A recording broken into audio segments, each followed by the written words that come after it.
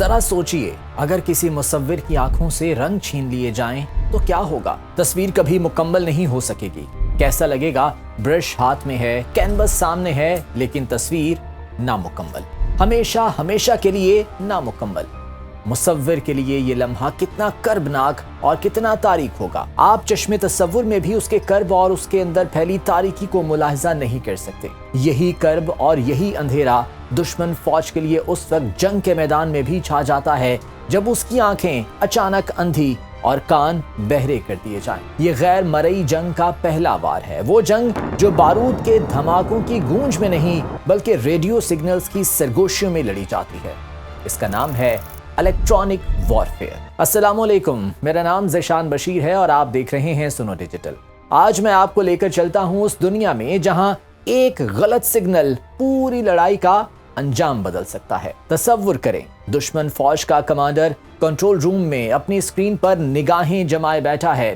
بظاہر اس کے ہاتھ میں طاقت ہے، وہ حکم دیتا ہے مگر جواب نہیں ملتا۔ وہ پھر چلا کر حکم دیتا ہے مگر اس بار بھی خاموشی اس کا منہ چڑھا رہی ہوتی ہے۔ وہ ایک بار پھر زور سے چیختا ہے مگر اس بار بھی سناٹا اسے سننے کو ملتا ہے۔ اسی دوران ریڈیو سگنلز جیم ہو جاتے ہیں، ڈرونز بے سمت اڑان بھرنے لگتے ہیں، میزائل چلنے میں ناکام رہتے ہیں۔ وہ چیختا ہے لیکن اس کی چیخیں صرف وہ سنتے ہیں جو خفیہ طور پر اس کے سسٹمز کو ہیک کر چکے ہیں۔ یہی الیکٹرانک وارفیئر ہے، خاموش مگر مہلک جنگ۔ جب بھی کسی جنگ کا ذکر آتا ہے تو ساتھ ہی ٹینک، توپ اور ہوائی جہاز ہمارے تصور پر چھا جاتے ہیں، لیکن یہ سب ہتھیار اور مشینیں ریڈیو سگنلز، نیویگیشن ریڈارز کے بغیر کسی کام کی نہیں رہتی۔ فلسطین اور اسرائیل کی جاری جنگ میں ہم نے دیکھا کہ غزہ سے اڑان بھرنے والے ڈرونز ہوا میں ہی بھٹک جاتے ہیں کیونکہ ان کے جی پی ایس سگنلز جیم یا سپوف کر دیے جاتے ہیں۔ اسی طرح کچھ واقعات میں مزاحمتی گروہوں نے بھی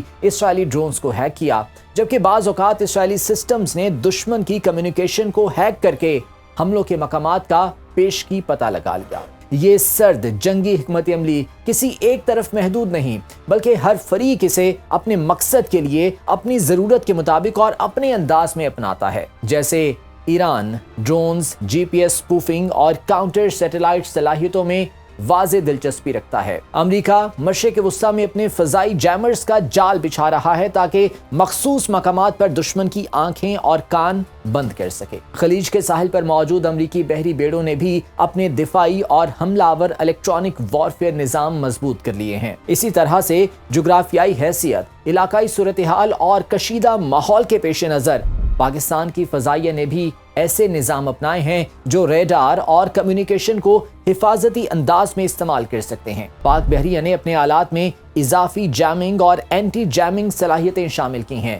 زمینی دفاع کے لیے ڈرونز، ڈیفنس اور کاؤنٹر الیکٹرانک یونٹس تیزی سے تیار کیے جا رہے ہیں۔ الیکٹرانک وارفیئر کی 3 بنیادی اقسام ہیں: حملہ، حفاظت اور نگرانی۔ حملے کے دوران دشمن کے سسٹمز کو جیم یا ڈسٹریکٹ کر دیا جاتا ہے۔ حفاظتی عمل میں اپنے سسٹمز کو مشکل اور کڑے حالات میں بھی ورکنگ کنڈیشن میں رکھنے کی کوشش کی جاتی ہے، جبکہ نگرانی میں دشمن کے ریڈیو سگنلز کو کیپچر کر کے ان کی منصوبہ بندی کا پتہ لگایا جاتا ہے۔ الیکٹرانک وارفیئر کی یہی 3 بنیادی اقسام جب ایک نظام میں سماتی ہیں تو جنگ کا نیا امتزاج تشکیل پاتا ہے جو نہ صرف فوج بلکہ عام شہریوں کو بھی متاثر کرتا ہے۔ گزشتہ چند سالوں میں پیش آنے والے اہم واقعات کے دوران الیکٹرانک وارفیئر کے اثرات واضح طور پر دیکھے گئے۔ 2019 کے پلوامہ واقعے کے بعد انڈو پاک کانفلکٹ اور اس کے نتیجے میں بالا کوٹ ایئر سٹرائک، جب پاکستان نے جدید فضائی اور برقیاتی سسٹمز کا استعمال کیا اور بھارتی طیارے کو سٹرائک ڈاؤن کر کے اپنی برتری ثابت کی۔ اس واقعے کے بعد دونوں ممالک نے اپنی فضائی اور زمینی نگرانی پر خاص توجہ دی، الیکٹرانک سپورٹ اور کاؤنٹر میئرز کو مزید مضبوط کیا۔ رواں سال پاک بھارت کشیدگی میں اضافے اور تازہ جھڑپیں جو مارکہ حق کے نام سے امر ہو گئیں، ان میں بھی جی پی ایس جیمنگ اور الیکٹرانک سپوفنگ جیسے اقدامات کیے گئے۔ بین الاقوامی رپورٹس کے مطابق जंग के दौरान पाक भारत सरहदी इलाकों में जीपीएस सिग्नल्स मुतासिर रहे, पायलट्स की नेविगेशन में खलल देखा गया और दोनों जानिब से दावे किए गए कि दुश्मन के तैयारों के सेंसर्स या कम्युनिकेशन सिस्टम भी मुतासिर हुए हैं। इस किस्म के वाकयात ये बताते हैं कि जदीद दौर में जंग के इब्तदाई मनाजिर में ही इलेक्ट्रॉनिक हरबे इस्तेमाल किए जाते हैं ताकि रिवायती हमलों को नाकाम बनाया जा सके। मशरिक़ वुस्ता की बात की जाए तो यहाँ सबसे ज्यादा खतरा तेल की तंसीबात, बंदरगाहों और मवासलाती रास्तों को लाहक रहता है। अरब के रेगजारों में एक कामयाब इलेक्ट्रॉनिक हमला तिजारत को रोक सकता है, तेल की तरसील मुअत्तल कर सकता है और आलमी मईशत में लर्जा पैदा कर सकता है।